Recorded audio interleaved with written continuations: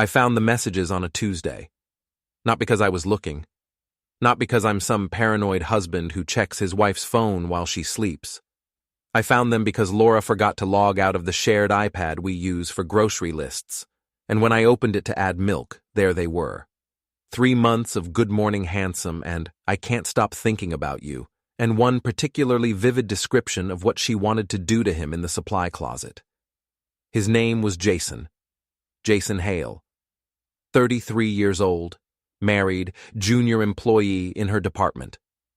I sat there in our kitchen, the iPad glowing in my hands, and I didn't feel anything. No rage, no tears. Just this cold, crystal-clear understanding that my marriage had been a performance, and I'd been the only one who didn't know it was a show.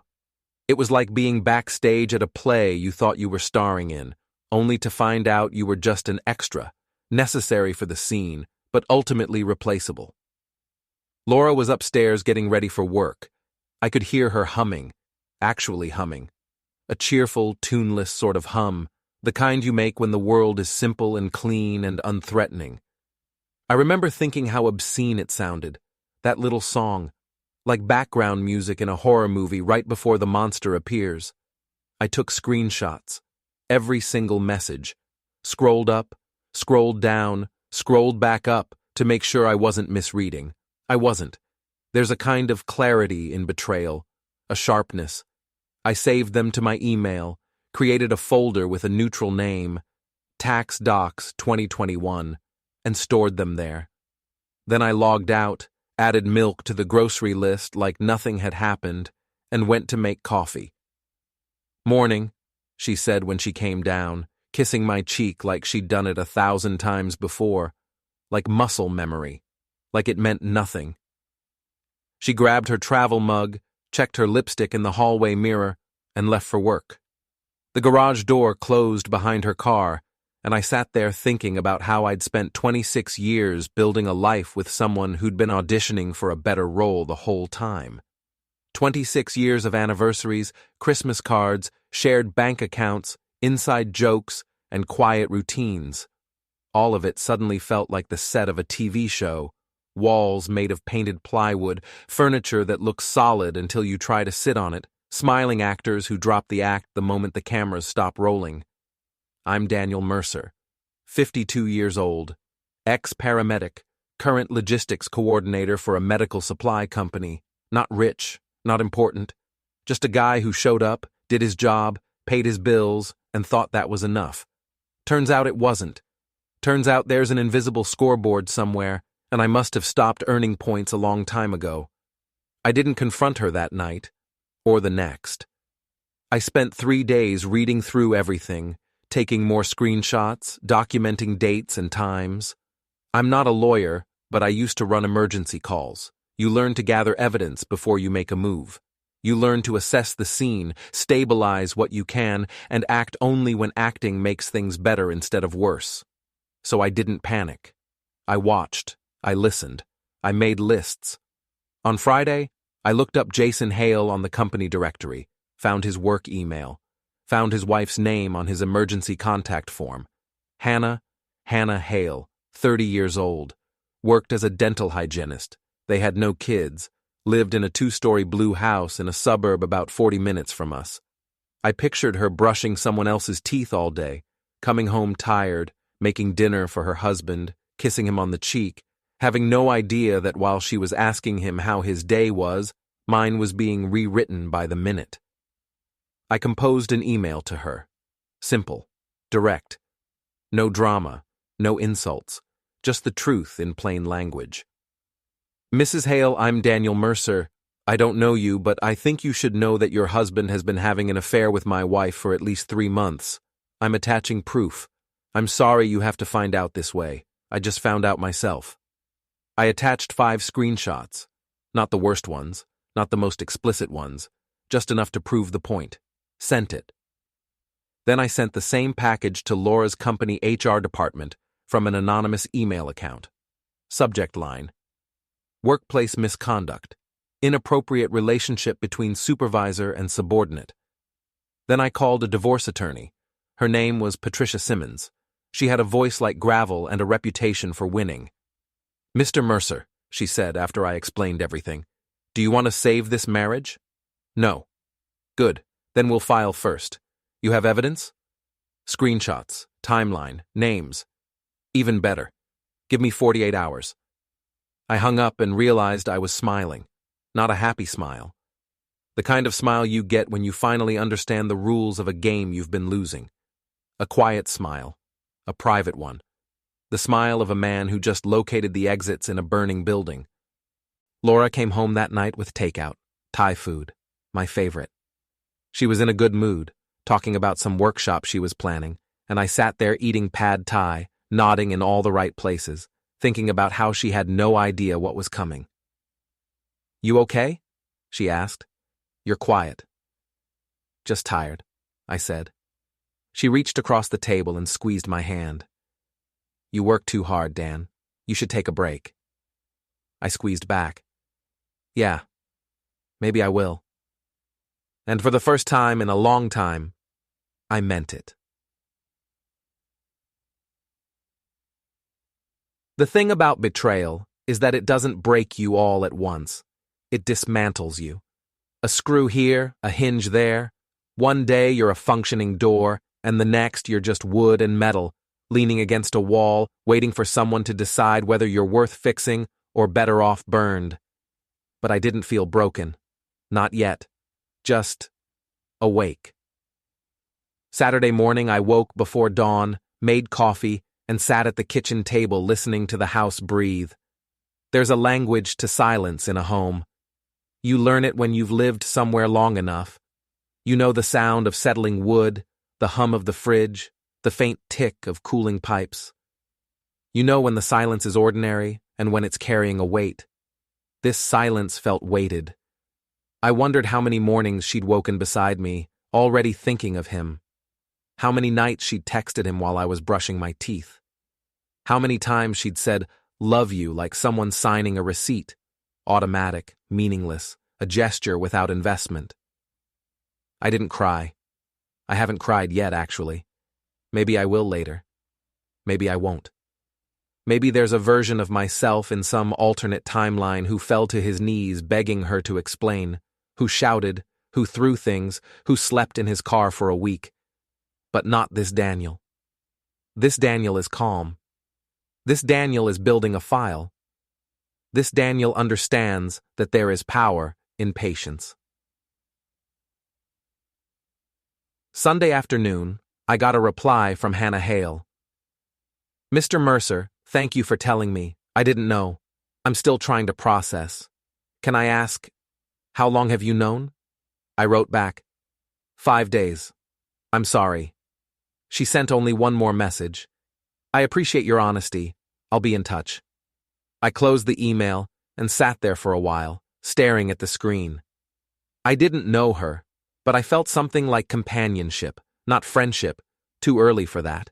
Not solidarity exactly either, just a quiet acknowledgement that two people who'd been living in two different stories had suddenly been shoved onto the same page. I hoped she had someone to sit with her. I didn't. Not really. My parents are gone. I have a brother, but we haven't spoken in 4 years. I've got a couple of old friends from the ambulance days, but we drifted. Paramedics burn out, scatter, disappear into other jobs, other lives. The only thing that stayed constant was Laura, which is funny, in a way. The person I thought was my anchor was actually the wave. Monday morning, Patricia called. "Paperwork is ready. We can file as soon as you sign. You'll be listed as the petitioner. Grounds, adultery. Will include attachments." "Do it," I said. "Once it's filed, she'll be served. Might take a few days. Do you want to be home when it happens?" "No," I said, surprising myself. "I don't care where I am." "Good answer," she said. "And Daniel, don't warn her. It weakens your position." I won't. And I meant it. That night, Laura made spaghetti. She poured us each a glass of wine, sat across from me, and talked about a project she was mentoring. "Jason's really improving," she said, and I almost laughed. I wondered if she knew that she used his name more after I found the messages, or if I only noticed it because I'd started listening differently. She said it casually, carelessly, like he was just a coworker, just some harmless junior associate she happened to think about while she showered. "You should invite him over sometime," I said, because cruelty doesn't always look like shouting. Sometimes it looks like an invitation with a fuse hidden inside. She looked at me, surprised. "You've never wanted to meet my coworkers before." "Maybe I should start," I said, twirling my fork. "Get more involved." She smiled. "That would be nice." It really would, I thought. Just not in the way you expect. On Tuesday, I opened a new checking account. I moved half our savings into it, left the rest, enough that she wouldn't notice right away. I met with the attorney again, signed papers, wrote dates under oath, put my name under words like petitioner and irretrievable breakdown and evidence attached. It felt surgical, not emotional, necessary. That afternoon, I stopped by a storage facility, rented a small unit, started filling boxes, a few clothes, my tools, the photo albums she never touches, the watch my father left me, the flag from my paramedic retirement ceremony. I didn't move everything, just what I wanted, just what mattered. When Laura came home, I was in the garage polishing the lawnmower, of all things. "How was your day?" she asked. "Productive." She kissed my cheek again. I wondered if she could feel that my skin didn't respond anymore, that something in me had already walked out the door. By Wednesday, I'd memorized the messages. Every "miss you," every "wish you were here," every emoji of a heart or a flame or a winking face. I could quote them like scripture, if scripture were written by cowards and liars. I wasn't obsessed, just thorough. Evidence is only useful if you understand it, if you can explain it in order, if you can anticipate how it will be denied. She didn't know that the man she thought she was hiding from had already laid out the battlefield. Thursday morning, she left early. Said she had a team meeting. Maybe she did. Maybe she met him in the supply closet like she'd described. Maybe she had coffee with him in some corner of the building where cameras don't reach. Maybe she just sat in her car scrolling through messages from him, smiling in that soft, private way I used to think was meant for me. It didn't matter, because by Thursday afternoon, the divorce was officially filed, papers submitted, clock ticking, and by Friday morning, she was served. Not at work. Patricia arranged it to happen at home. A process server waited in our driveway, handed her the envelope when she opened the door. She froze, blinked, looked up at the man like she didn't understand the language he was speaking. "Have a good day, ma'am," he said, and left. I watched from across the street, sitting in my truck, engine off, windows cracked. She stood there barefoot on the porch, envelope in hand, looking at it like it might explode. It already had. She called me. Of course she did. "Dan, what is this?" "A divorce petition," I said. "Why? What are you talking about?" Silence. Then, "Dan, it's not what you think." "Good," I said. "Because what I think is that you've been having an affair for 3 months. What I know is that you confirmed it 147 times by text. I have copies." "Dan, please, let's talk about this." "We are," I said. "No, face to face. I can explain." "Don't," I said. "You already did. In writing, repeatedly." She didn't speak for a full 10 seconds. I counted.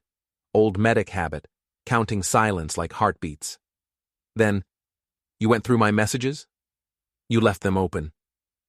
That doesn't give you the right—" "Oh, Laura," I said, "you don't get to talk about rights." And I hung up. That night, I slept in the guest room. She didn't come in. I heard her crying downstairs, heard a cupboard slam, heard her pacing, heard her start to speak once, maybe to rehearse an apology, maybe to curse me, but the words never formed into sentences. I stared at the ceiling and thought about all the people I'd treated who said, I didn't see it coming. They always said it, like life owed them a warning label, like the world should have tapped them on the shoulder before breaking their ribs. I saw this coming the moment I opened the iPad. I just didn't run. Saturday morning, I left. Not a dramatic exit, no slammed doors. I packed my bags neatly, loaded the truck, and locked the house behind me. Left my keys on the counter, left a note that said only, I know who I am now. You should figure out who you are. I didn't sign it.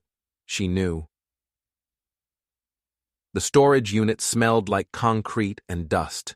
I set up a cot, stacked the boxes, rolled out a chair beside a work lamp. It wasn't home, not yet, but it was mine.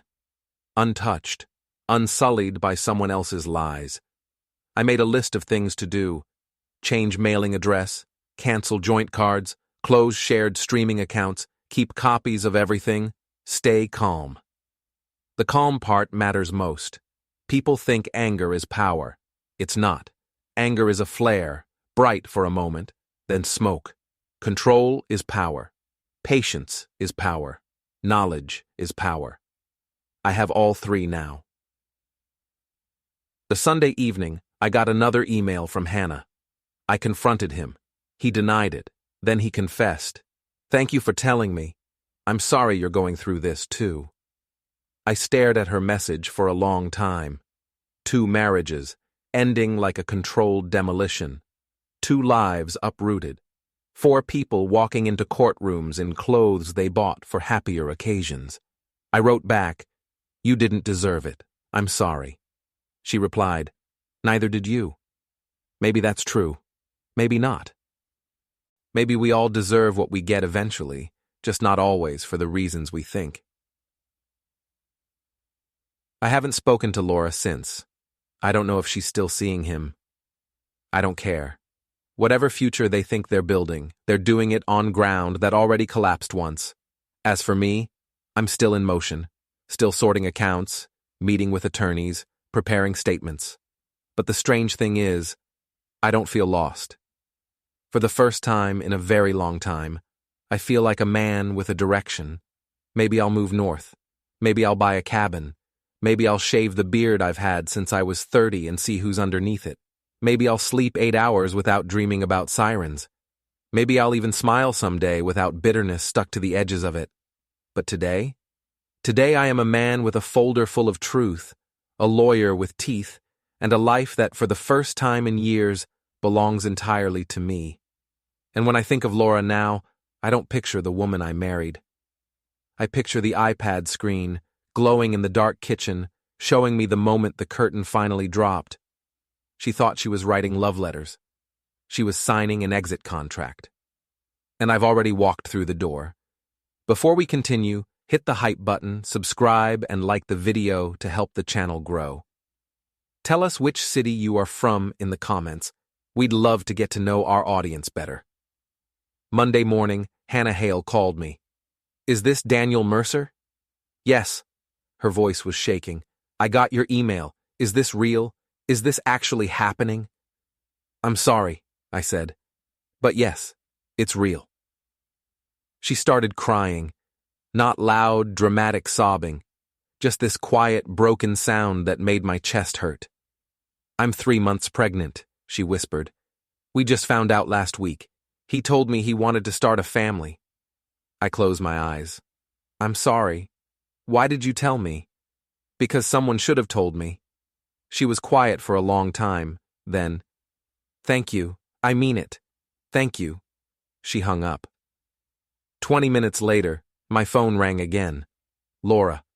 Her voice was ice. What did you do? I have no idea what you're talking about. HR just called me into a meeting. They're asking about Jason. They have screenshots, Dan. How the hell did they get screenshots? Maybe Jason's wife sent them, I said calmly. Maybe someone saw something. Maybe you weren't as careful as you thought. This is ridiculous. It was just emotional support. We never did anything physical. I laughed. Actually laughed. You described his body in 14 different messages, Laura. You talked about hotel rooms. You sent him pictures. Silence. How long have you known? She asked finally. Long enough? We need to talk about this. We will. My attorney will be in touch. I hung up before she could respond. Patricia called me an hour later. We're filing today. I'm requesting the apartment, 60% of assets, and full documentation of her income. She makes more than you, correct? About 30% more. Perfect. We'll ask for spousal support. I don't want her money. Mr. Mercer, this isn't about what you want. This is about what you deserve. Let me do my job. Fine. One more thing. Do you have children? 2. Son's 27, daughter's 24. Are they financially independent? Mostly. Good, because this is going to get ugly, and they'll have to pick sides. She had no idea how right she was. Evan called me that night. My son, my golden child, the kid I'd coached in Little League, taught to drive, helped through college. Dad, what the hell are you doing? Protecting myself. Mom's devastated. She made a mistake, okay? People make mistakes. She made a choice, Evan, every day for 3 months. She wants to work things out. You can't just throw away 26 years. I didn't throw them away. She did. You're being selfish. I felt something cold settle in my stomach. Excuse me? You heard me. You're acting like a child. Mom says you won't even talk to her. You just filed for divorce without even trying. She was sleeping with someone else. She says it was emotional only. Then she's lying. Jesus, Dad. You're really going to believe some screenshots over your own wife? Yes. Fine. You know what? Do whatever you want. But you need to sign the apartment over to Mom. She can't afford rent right now with everything going on. I laughed. It came out bitter. Let me get this straight. Your mother has an affair, I file for divorce, and I'm supposed to give her the apartment? She needs stability. So do I. Dad, come on. Be reasonable. Be a man about this. That's when I knew. He wasn't calling because he cared about me. He was calling because Laura had asked him to. Tell your mother, I said slowly, that she can have the apartment when hell freezes over. And tell yourself that you just picked a side. I hung up. Mia texted me an hour later. My daughter, 24, influencer, 300,000 followers, made a living posting pictures of her breakfast. Dad, what's going on? Evan says you're being difficult. I'm getting divorced. I know, but why are you being so mean to Mom? Mean? She's crying all the time. She says you won't talk to her. She cheated on me, Mia. But she says it wasn't physical. It was. How do you know? Because I read the messages. Well, maybe you shouldn't have been snooping. I stared at my phone, read the text 3 times, wanted to throw it across the room. I wasn't snooping. She left them open. Whatever. Look, I don't want to be in the middle of this, but you need to figure out how to be civil. Evan's getting married in 6 months, and I'm not going to deal with drama at his wedding. Congratulations to Evan. Dad, I'm serious. Also, I need to borrow $5,000 for a business trip to Bali. I have a sponsored post deal, but they won't pay me until after I go. I closed my eyes. Took a breath. No. What? I said no. Are you kidding? You've always helped me with stuff like this. That was before you called me mean for not wanting to be cheated on. Oh my God, you're so dramatic. Fine. I'll ask Mom. She didn't text again. I moved out of the apartment 2 weeks later, not because I had to, because I wanted to. Patricia said it was stupid, that it would hurt my case, that judges liked stability, and I was handing Laura the responsible spouse narrative on a platter. But I didn't care. I couldn't stay in that place anymore. Every room smelled like lies. The couch where she said she was working late but wasn't. The kitchen table where we used to have Sunday pancakes, where her phone face down suddenly became a habit. The bedroom, especially the bedroom, Felt like walking into a crime scene where the body was gone, but the chalk outline was still there. I packed in silence. No music, no TV, just the sound of cardboard unfolding and my own heartbeat in my ears. I didn't even take everything, just what I needed. Clothes, some books, my tools, the coffee maker I'd bought with my own money, and the framed photo of my dad and me fishing when I was 10. Everything else stayed. The furniture, the wedding china, the souvenirs from trips that now felt like evidence of a life that never really existed. Let her have the rest. Let her sort through the ghosts. I found a room to rent in a house owned by an older couple, 20 minutes from work, $800 a month, shared bathroom, no kitchen access. It was the kind of place college kids rented, not middle-aged men going through divorces, but it was mine, and it was clean, and nobody there had betrayed me. The couple, Evelyn and Frank, were polite in that distant way people are when they aren't sure if they should welcome you or leave you alone. They weren't nosy. They didn't ask questions. They just gave me a key, showed me the laundry rules, and told me to text if the shower backed up. It was the most peace I'd felt in months. Laura got the apartment temporarily. The judge said we'd sort out permanent arrangements later. She sent me a text. Thank you for being reasonable. 3 words. No apology. No remorse.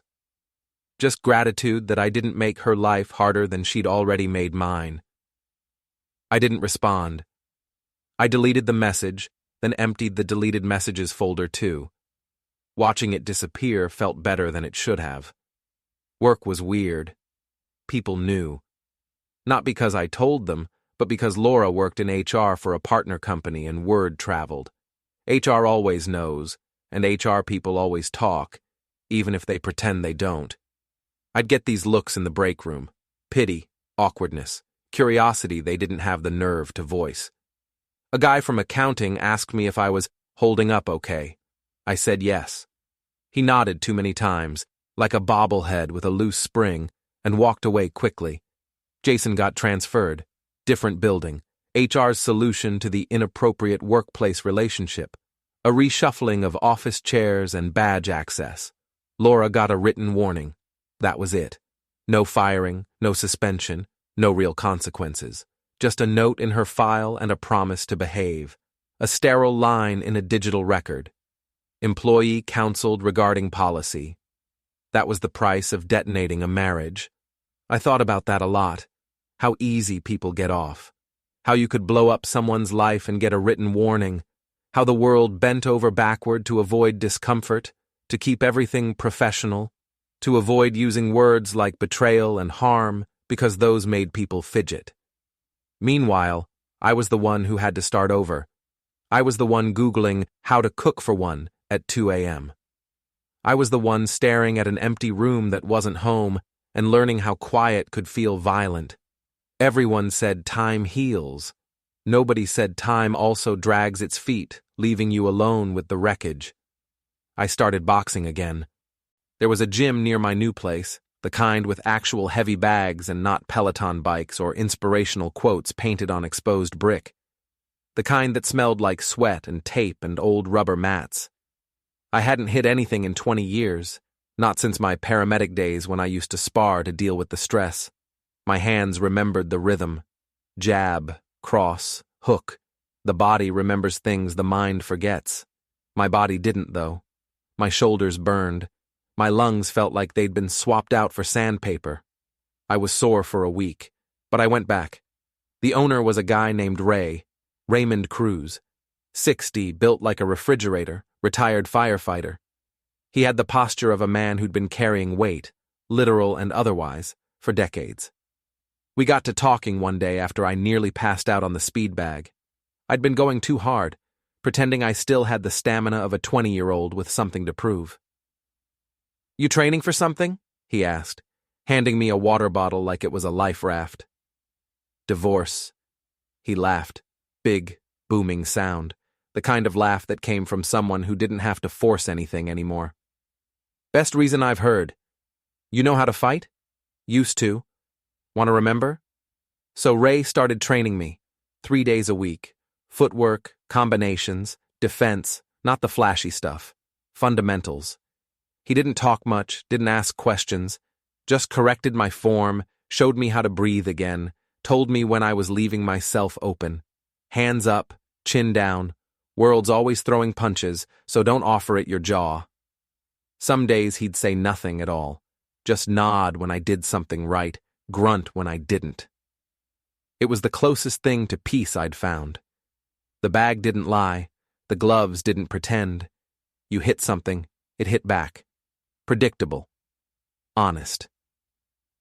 "You're angry," he said one day, after I split the knuckle on my index finger because I refused to rap properly.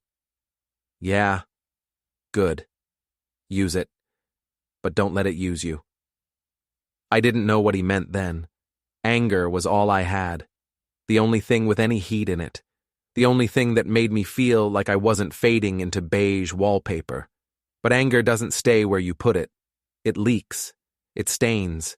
You think you're controlling it until you realize it's been steering the wheel for miles. On nights I didn't box, I walked. Streets I didn't know. Neighborhoods that weren't mine. I'd look into lit windows and wonder how many of those people were lying to each other too. How many were staying together because it was easier than leaving. How many tables still held conversations, and how many held silence thick enough to chew. Sometimes I drove past the old apartment just to prove I didn't care. Then I'd park 2 blocks away because I did. I'd sit there and picture her inside, making tea, watching TV, living her life like nothing burned down. I wondered if she ever walked past the bedroom and froze the way I did. I wondered if she ever pictured me standing there, hands in pockets, wondering how a person unlearns trust. I never knocked. I never texted. I never asked her why. I already knew the answer wouldn't fix anything. I could spend years dissecting the how and when and was it worth it? And all it would do is give the pain new angles to stab from. So I hit the bag. I wrapped my hands. I let Ray teach me how not to flinch. "You ever been in a real fight?" he asked one morning while I iced my wrist. "Yeah," I said. "Couple. On the job. Drunks. Panicked car crash victims. One guy on meth who tried to bite me." "That's not a fight," Ray said. "That's chaos. A fight's when both people know what they're doing, when both people mean it." I didn't answer, because I knew what he was really asking. Had I ever chosen to fight instead of being dragged into one? Had I ever shown up on purpose? That question followed me. Into the locker room, into the car, into the rented room with the too small dresser and the thin curtains that let in morning light whether I wanted it or not. I lay there some nights staring at the ceiling, realizing I'd spent years avoiding fights that needed to happen and walking into ones that didn't. Patricia called once, wanted to check in and remind me the court date was coming, asked if I'd reconsider moving out, said optics mattered. I told her optics were for billboards and politicians, not for people whose lives got steamrolled. She sighed, said I was being emotional. I hung up. She texted a bullet point list of reasons I was wrong. I didn't read it. Frank and Evelyn kept to themselves, but sometimes, when I came home late, Evelyn would be in the kitchen making tea and she'd offer me a cup without asking questions. That was her version of kindness. No probing, no advice. Just warmth in a mug and the shared knowledge that life wears people down in different ways. She did say one thing once. "It gets quieter," she said, eyes still on the kettle. "What does?" "The hurt, not gone, just quieter. Like it stops shouting and starts sitting in the corner. You learn to live around it."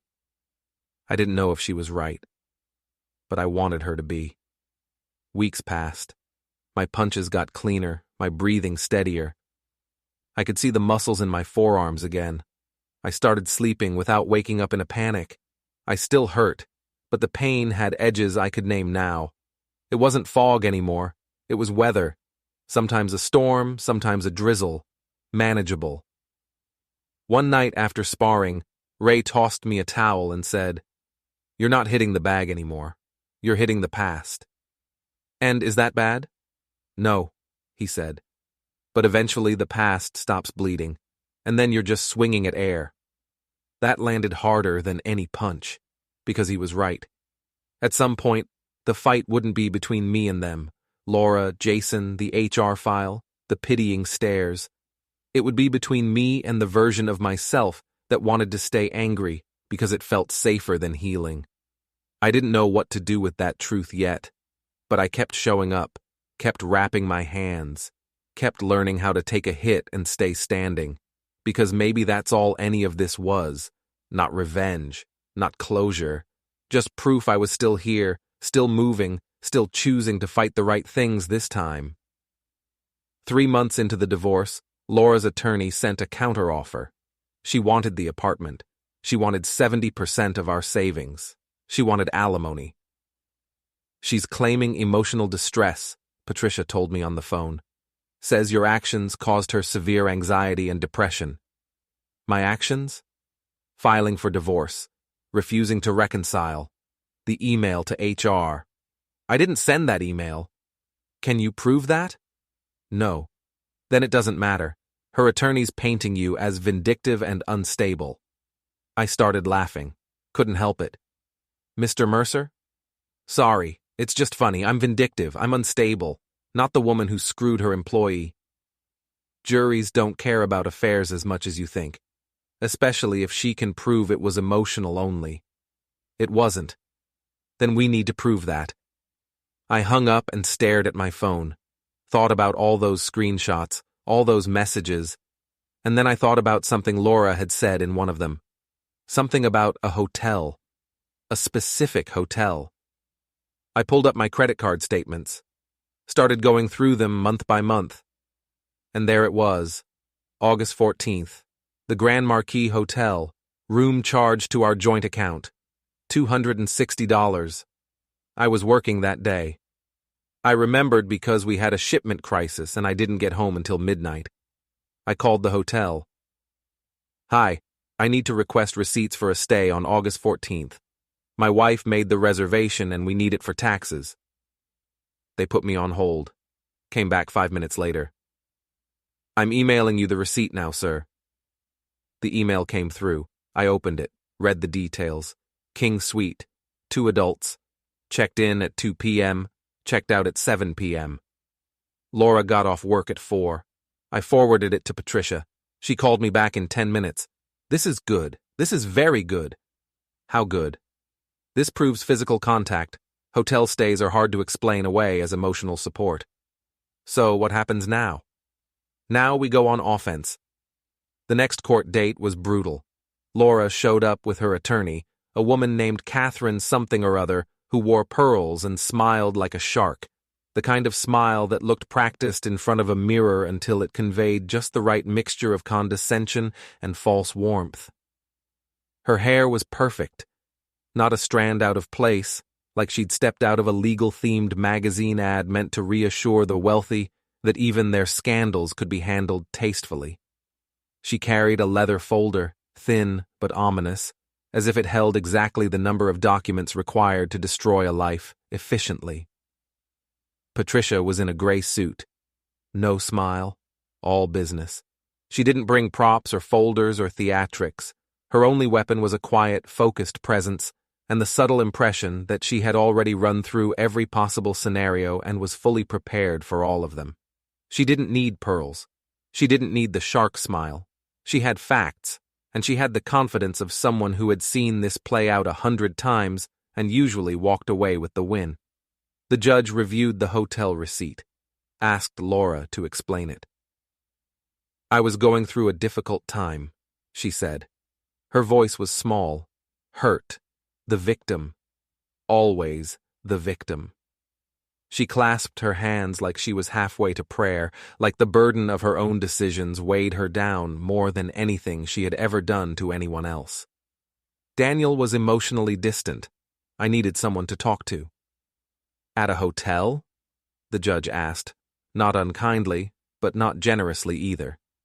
He had that look judges get when they already know the answer and are just waiting to see how badly someone is about to dig themselves in. I needed space, privacy. Jason was going through similar marital problems and we were supporting each other. For 5 hours? The judge didn't raise his voice. He didn't even look up from the file. The words alone were enough. The courtroom went quiet except for the faint hum of the air conditioner. We talked. We ordered room service. That's all. The judge finally looked at me. Mr. Mercer, what's your response? She's lying, I said. Not loudly, not angrily, just firmly, like gravity or math. The messages show planning, intent. They talked about it for weeks before.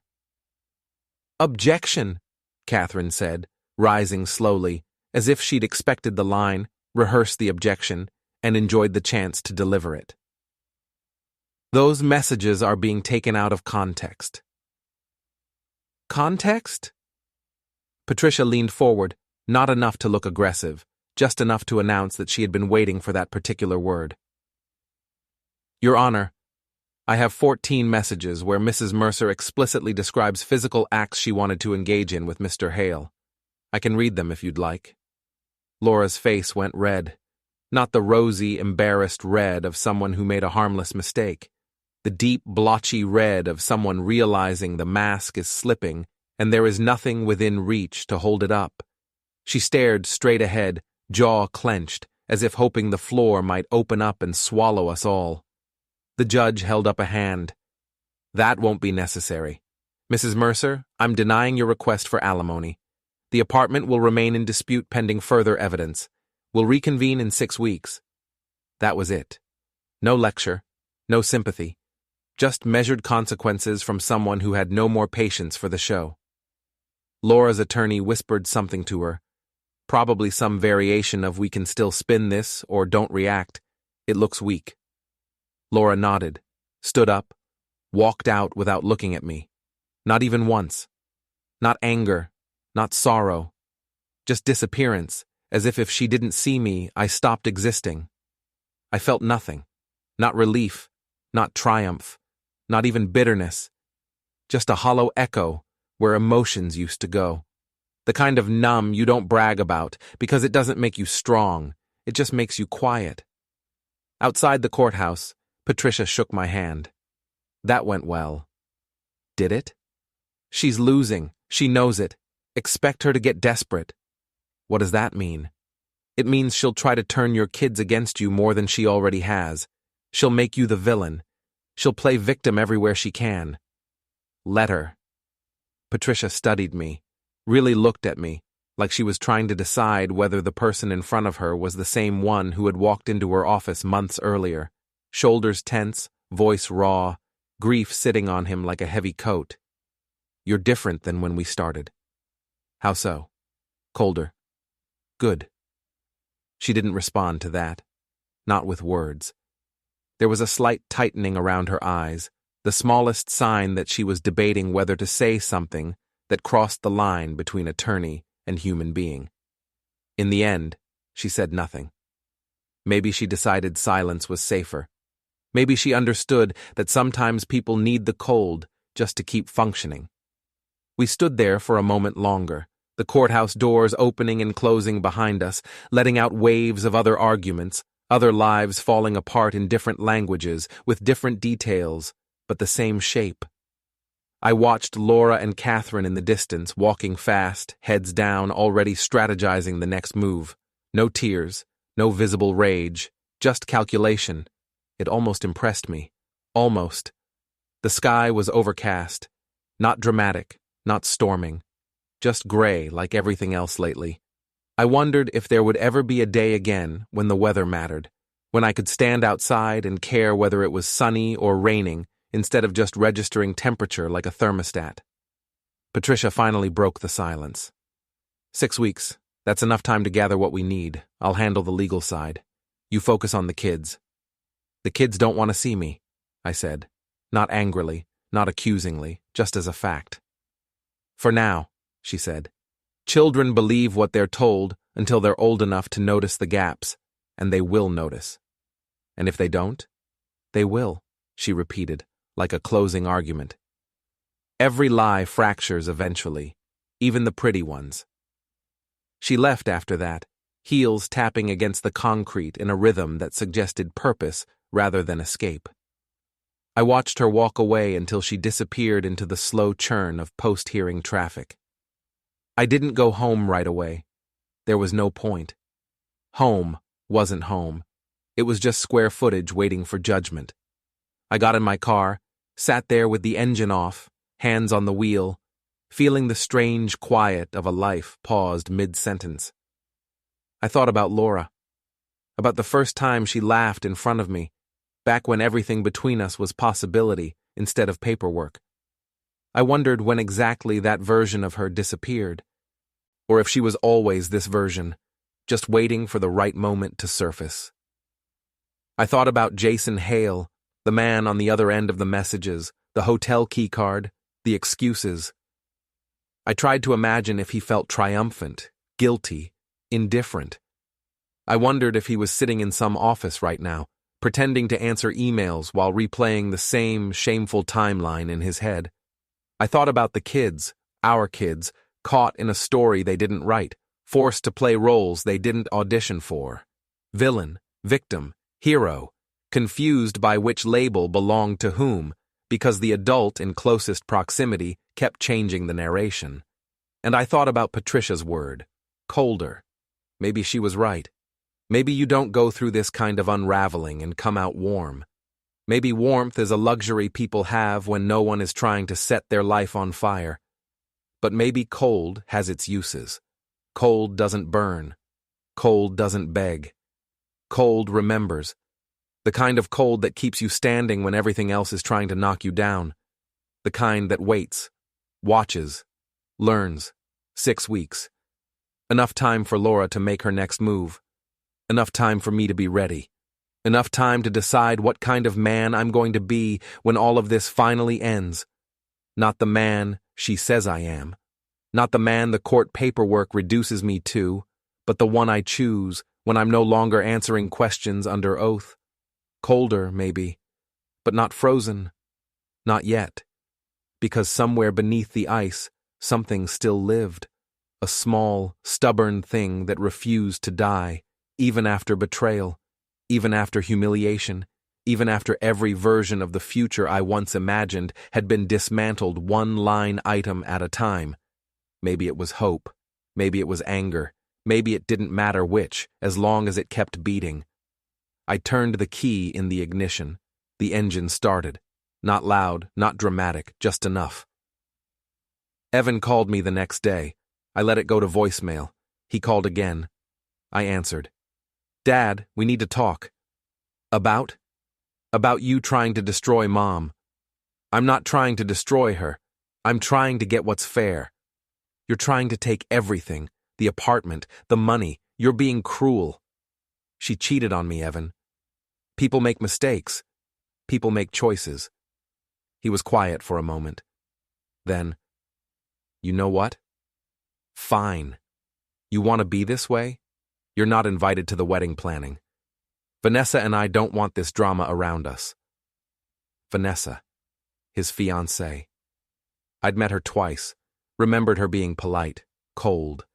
The kind of woman who smiled but never with her eyes. Understood, I said. That's it? That's all you have to say?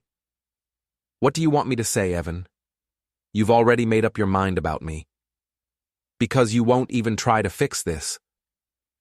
There's nothing to fix. Your mother ended this marriage. I'm just making it official.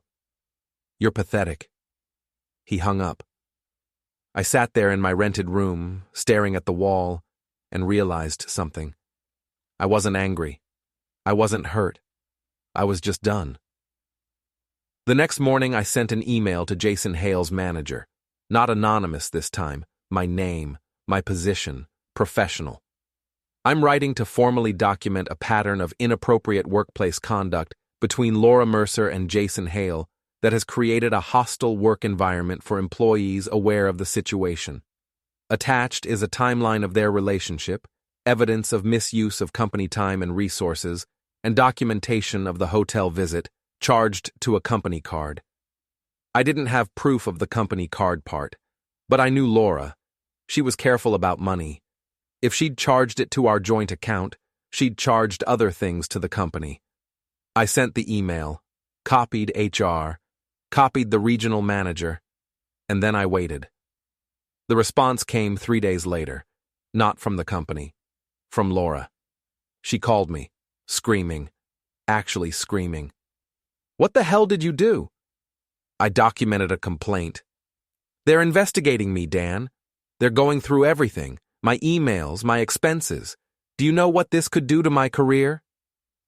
"You should have thought about that before you slept with your employee." "We didn't. God, you're such a vindictive asshole." "Probably. I could lose my job. Maybe. You want me to lose everything, don't you?" "No," I said. "I want you to lose exactly what you made me lose. Your sense of security, your reputation, your belief that actions don't have consequences." "I'm calling my lawyer." "Good idea." She hung up. I made coffee, went to work, came home, went to the gym, hit the heavy bag until my hands hurt. Ray watched me from across the room but didn't say anything. That night, Mia posted on Instagram a long caption about family and forgiveness and supporting each other through hard times, about how her mother was going through something difficult and needed love, about how judgment and cruelty don't solve anything. She didn't mention me by name, didn't have to. 300,000 followers read between the lines just fine. My phone started getting messages from people I hadn't talked to in years, some supportive, most not. I blocked Mia's number. 2 days later, Laura got suspended. Pending investigation, 2 weeks, paid. Evan sent me a text. "Are you happy now?" I didn't respond. But yeah, I was. The investigation took 6 weeks. They interviewed everyone in Laura's department, pulled her expense reports, checked her company phone logs, and they found it. $2,300 in personal expenses charged to her corporate card over 4 months. Dinners, hotels, 1 weekend trip to a conference that Jason also attended, but wasn't authorized for. Laura got terminated. Not for the affair, for the fraud. Patricia called me when she heard. "Did you know about the expenses?" I guessed. "That's not evidence. That's luck." "I'll take it." The divorce moved faster after that. Laura's attorney tried to argue that my harassment campaign had cost her the job, but the judge wasn't buying it. Laura had committed fraud. That was on her. The apartment went to me. 60% of the savings went to me. No alimony for anyone. Laura had to move out by the end of the month. I didn't go back. I sold it. Took the money. Used half to buy a small house outside the city. Used the other half to invest in something I'd been thinking about. Something patient. Something long-term. Revenge isn't a sprint. It's a marathon. Evan's wedding was scheduled for June. 6 months after the divorce finalized. I got an invitation.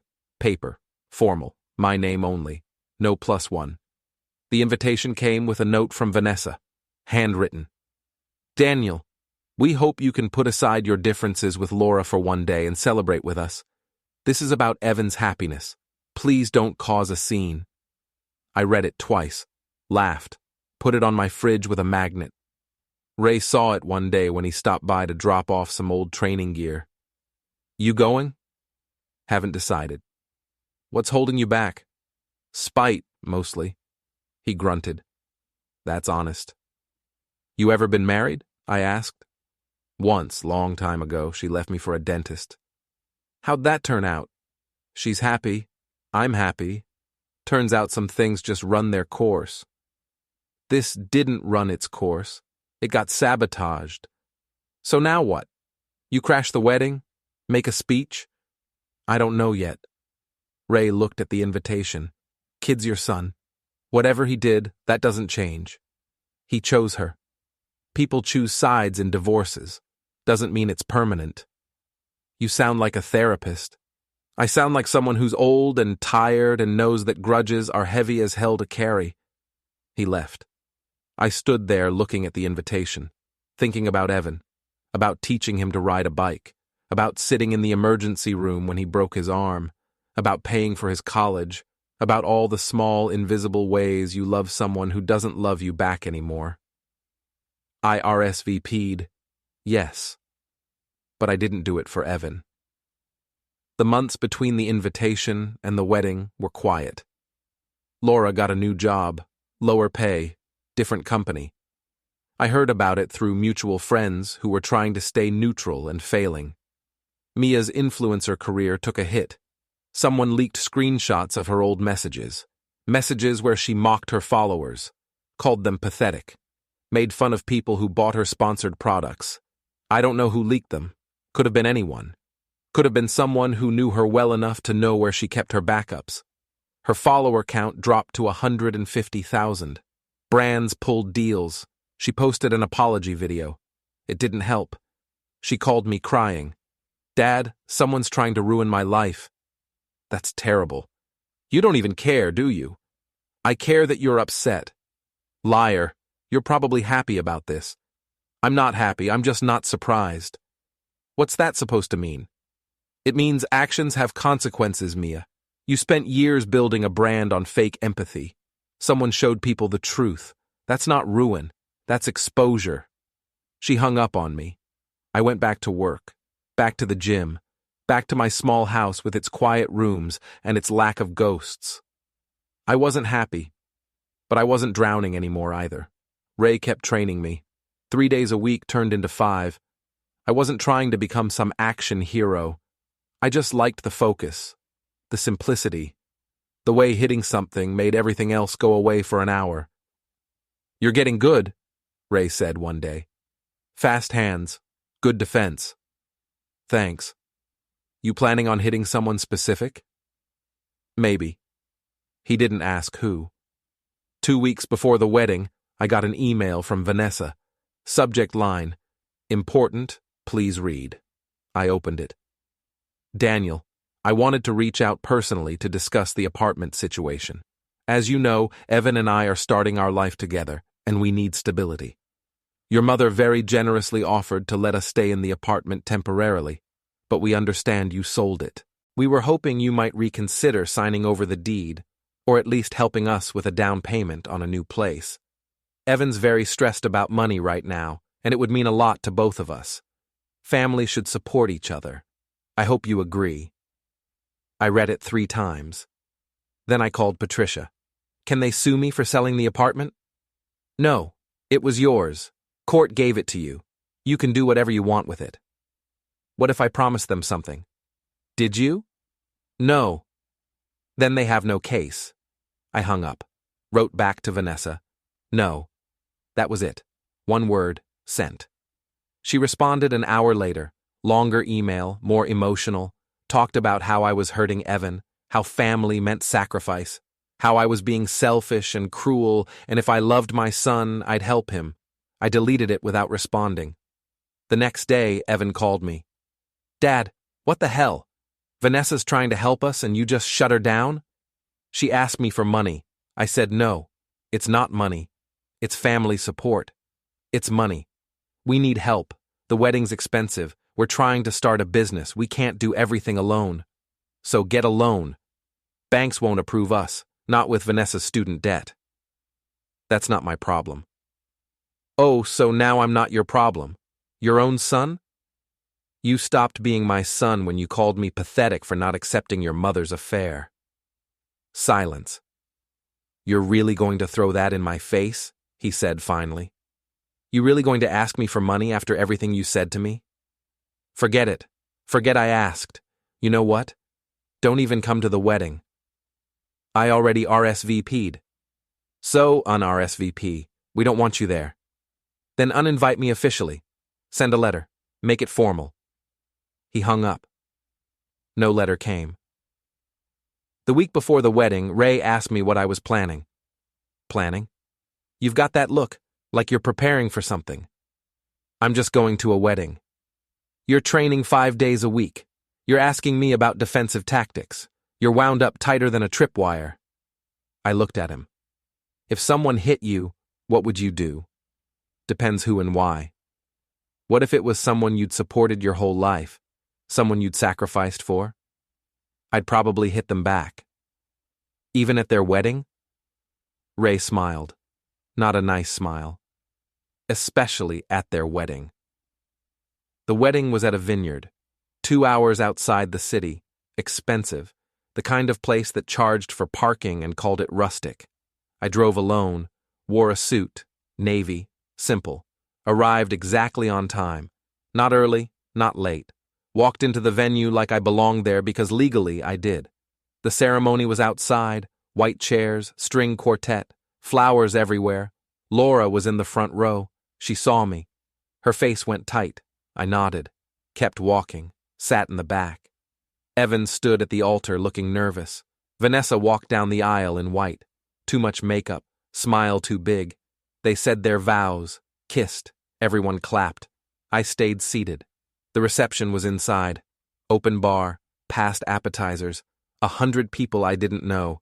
Evan and Vanessa worked the room, hugging everyone, laughing too loud. Laura held court at a table surrounded by friends. Mia was there too, taking selfies. I got a drink, found a corner, watched. Dinner was served, speeches happened. Best man, maid of honor. Both talked about love and forever and new beginnings. Everyone clapped. I ate my chicken. Then Vanessa stood up, clinked her glass, smiled at the room. I just want to thank everyone for being here today. This has been the happiest day of my life. And I especially want to thank my new family for welcoming me with open arms. She looked right at Laura, not at me. Evan and I are so excited to start this journey together. And actually, we have a little announcement. We're launching a business, a consulting firm. Evan's going to run operations, and I'm going to handle clients. We've been working on this for months, and we're so ready. Everyone clapped. Evan stood up, put his arm around her, kissed her cheek. We couldn't have done this without support from family, Vanessa continued. And we're hoping that support continues as we build our future. She looked at me then, direct, challenging. I smiled, raised my glass, didn't drink. After dinner, people danced. The DJ played something upbeat and safe. I stayed in my corner. Laura approached me once, started to say something, then walked away. Mia ignored me entirely. At 9 p.m., Vanessa found me by the bar. Daniel, can we talk? Sure. She led me outside. The patio, string lights, empty, just us. I wanted to apologize, she said, for the email. I was pushy. I shouldn't have been. Okay. It's just that we're really stressed about money. The wedding cost more than we planned. The business needs capital, and Evan's too proud to ask for help. So you asked instead. Yes, and I'm asking again now. Please, we need $20,000 for the business license and first quarter operating costs. I know you sold the apartment. I know you have money. I looked at her, really looked. 26 years old, pretty, confident, used to getting what she wanted. No, I said. Her smile faltered. I'm sorry? I said no. Daniel, this is your son's future. My son chose his side. Now he gets to live with it. Her face changed. Something hard slid behind her eyes. You're a petty, bitter man. You know that? Probably. Evan was right about you. You're not a father. You're just someone who happened to be there. Okay. She stepped closer. You think you're punishing us? You're just making yourself look pathetic. Maybe. Give us the money. No. She slapped me, full palm, right side of my face. Hard enough that my cheek burned. The patio was quiet. Just the distant sound of music from inside. I didn't touch my face, didn't react, just looked at her. Feel better? I asked. She was breathing hard, angry. You're not welcome here, leave. Actually, I'm a guest. Evan invited me. If you want me to leave, you'll have to call security. You smug piece of... I pulled out my phone, dialed. Who are you calling? A friend. It rang twice. Ray answered. Yeah? Ray, I said. Door. I hung up. Vanessa looked confused. What does that mean? You'll see. It took Ray 8 minutes to get there. He must have been close. Maybe he knew I'd call. Maybe he was waiting. He walked in through the main entrance wearing his dress uniform, full firefighter regalia, medals, ribbons, the works. People stared, a few pointed. Someone whispered something. Ray was a local legend. He'd saved a family from a burning apartment building 15 years ago, made the news, got commended by the mayor. Everyone in the area knew his face. He found me on the patio, looked at Vanessa, then at me, then at my cheek, where her handprint was probably still visible. "This her?" he asked. "Yeah." He turned to Vanessa. "You hit my friend?" She blinked. "I don't know who you are." "Raymond Cruz, retired firefighter, and you are?" "This is a private event. You need to leave." "Answer the question. Did you hit him?" People were gathering now. The patio doors were open, guests crowding to see what was happening. I saw Evan pushing through the crowd, saw Laura right behind him. "I didn't. He was harassing me," Vanessa stammered. "That's not what I asked." Evan reached us. "What's going on? Who are you?" "I'm Ray, your dad's friend, and your wife just assaulted him." "That's ridiculous," Vanessa said quickly. "He was threatening me. I was defending myself." "He make any aggressive moves?" Ray asked. "Touch you? Raise his voice?" He was intimidating me." "Was he standing there like he is now? Calm? Quiet?" Vanessa's face was red. "You don't understand. He's been sabotaging us, refusing to help. He sold the apartment out from under us." "The apartment he owned," Ray interrupted. "The one the court gave him in his divorce?" "This is none of your business," Evan said. Ray looked at him. "Your wife hit your father at your wedding. That makes it everyone's business." The crowd was bigger now. Phones were out, recording. "Dad," Evan said, "what are you doing?" "I came to your wedding, like you invited me. Your wife demanded money. I said no. She hit me. I called a witness." "You're making a scene." "She made the scene. I'm just documenting it." Vanessa grabbed Evan's arm. "Make them leave, both of them." Evan looked at me, then at Ray, then at all the phones recording. "Everyone just calm down," he said. "This is a misunderstanding." "Is it?" I asked. "Did she hit me or not?" Silence. Laura pushed forward. "Dan, enough. You've made your point." "What point is that?" "That you're angry, that you feel wronged. We get it. Now stop ruining your son's wedding." I smiled. "I'm not ruining anything. I'm just standing here." Ray crossed his arms.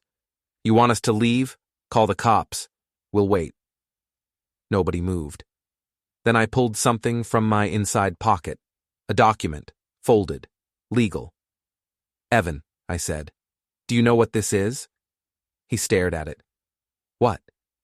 "This is a 51% ownership stake in Mercer Wright Consulting LLC, the business you and Vanessa registered 3 months ago, the one you needed capital for."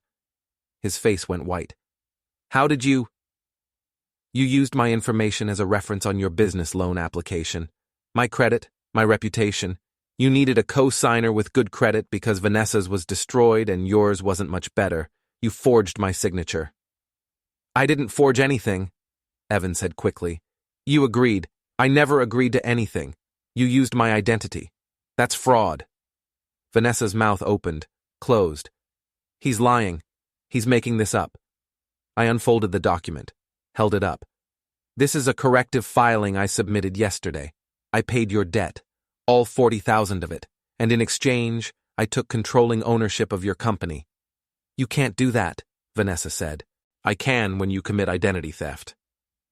"I'll sue you," Evan said. "I'll fight this." "Good luck. I have the original application. I have the forged signature. I have bank records showing I never approved the loan. Patricia's already filed a police report on my behalf." Ray smiled. "And I'm his witness." Phone's still recording. Someone whispered something. Someone else gasped. I looked at Evan. "You wanted family support. You wanted me to sacrifice for you. So I did. I gave you a business education." "You bastard!" Vanessa hissed. "Careful," Ray said. "That's twice you've assaulted him verbally." I folded the document, put it back in my pocket. I'm dissolving the company effective immediately. You'll receive official notice Monday. Your loan's paid, your debt's clear, but your business is done. Evan's voice was shaking. Why would you do this? Because you asked me to sign over an apartment I earned. Because you called me pathetic for not accepting your mother's affair. Because your wife hit me at your wedding. And because you used my name without permission. Pick your favorite reason. Laura stepped between us. Dan, please. He's your son. He was, I said. Now he's just someone who learned a very expensive lesson about consequences. I turned to Ray. Let's go. We walked through the crowd. Nobody stopped us. Nobody said anything. Just stared. Outside in the parking lot, Ray laughed. You really had that thing in your pocket the whole time? Yep. What if she hadn't hit you? She was always going to hit me. People like her always do. You're a scary man, Daniel Mercer. Good. We got in our cars.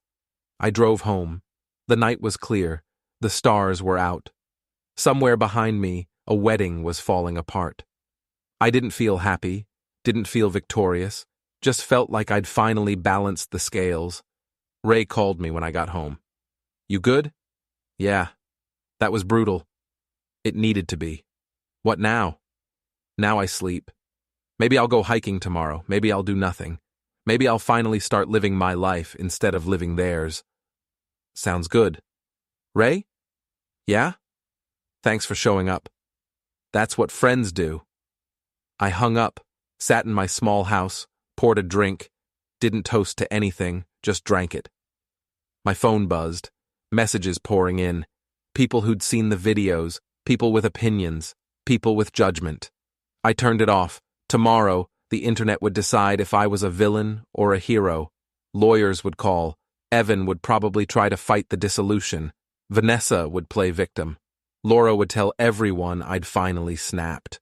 But tonight I was just a man who'd been betrayed and decided to stop losing. They'd wanted my keys, wanted my money, wanted my submission. I kept the keys, spent the money how I chose, and I'd never submit again. The apartment was gone. The marriage was gone.